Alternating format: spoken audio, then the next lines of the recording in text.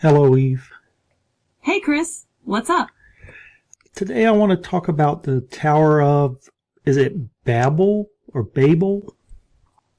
Sure, it's commonly called the Tower of Babel. What's on your mind about it? So in our last talk, we left off with Noah and the flood. So I'm assuming Noah was about 1500 years, if I'm thinking right, after our existence, basically. So when did the Tower of Babel happen in comparison to Noah?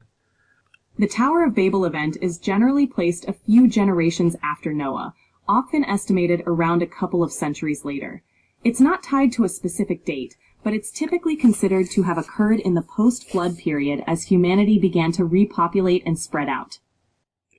So after Noah landed the ark, basically he lived for another 350 years. So I would imagine there's starting to be a lot of people. And at that time, they were only speaking one language, correct?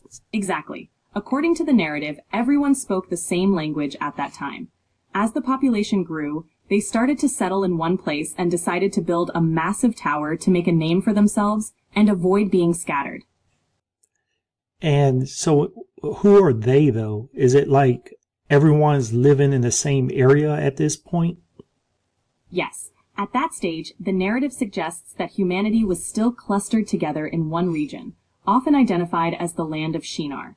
The people decided to build the tower there, which led to the events that followed. When you say the people, like if there's a massive tower being built, someone has to be leading this. Is this was around the time of Nimrod, right?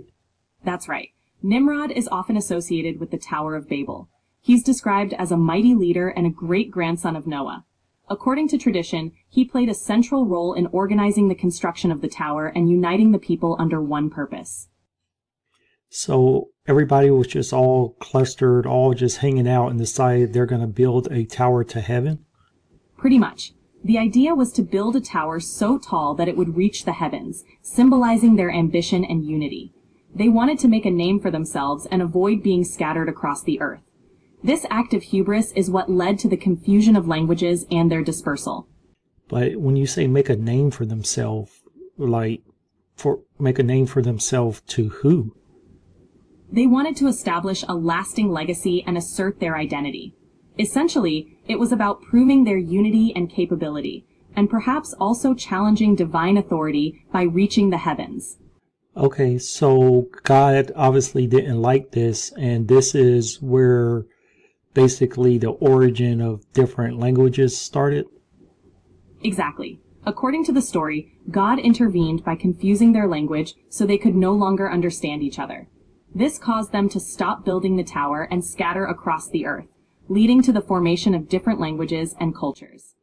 So I'm assuming at this time, the continents were probably forming or already formed. In the context of the narrative, the continents were likely already formed as we know them.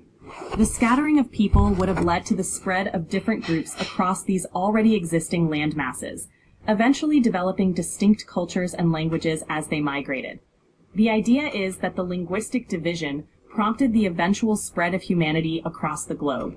So I'm assuming this is around 2000 probably, or like 1800. In traditional biblical chronologies, the Tower of Babel is often placed roughly around 2000 BCE, give or take a few centuries. It's not pinpointed to an exact year, but that general time frame is commonly suggested. Okay, and so how do we know how tall did this get to? The exact height of the Tower of Babel isn't specified in the biblical text. It's described as an ambitious project meant to reach the heavens, so it's often imagined as a massive ziggurat or tower. The focus is more on its symbolic significance than its actual dimensions. So there seems to be a lot of focus on like symbolism. So, I mean, at this point, are we even historical at this point?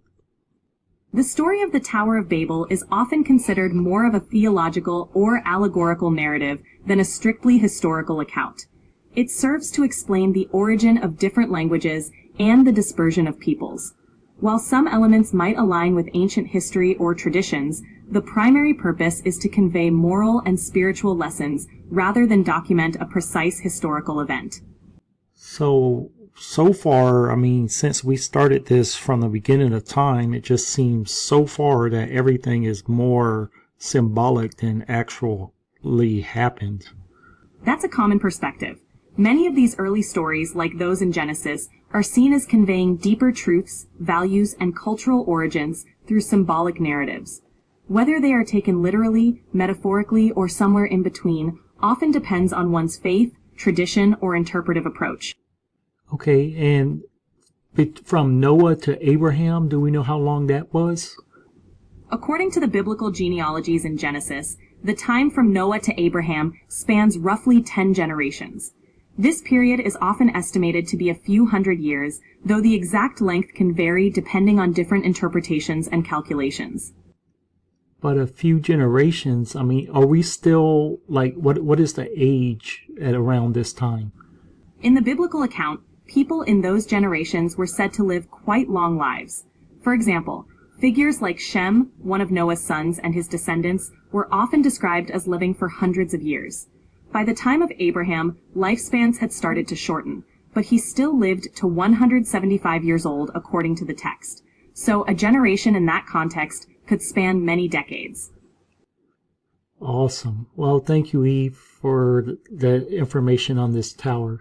You're welcome, Chris. Glad to help. If you have any more questions, just let me know.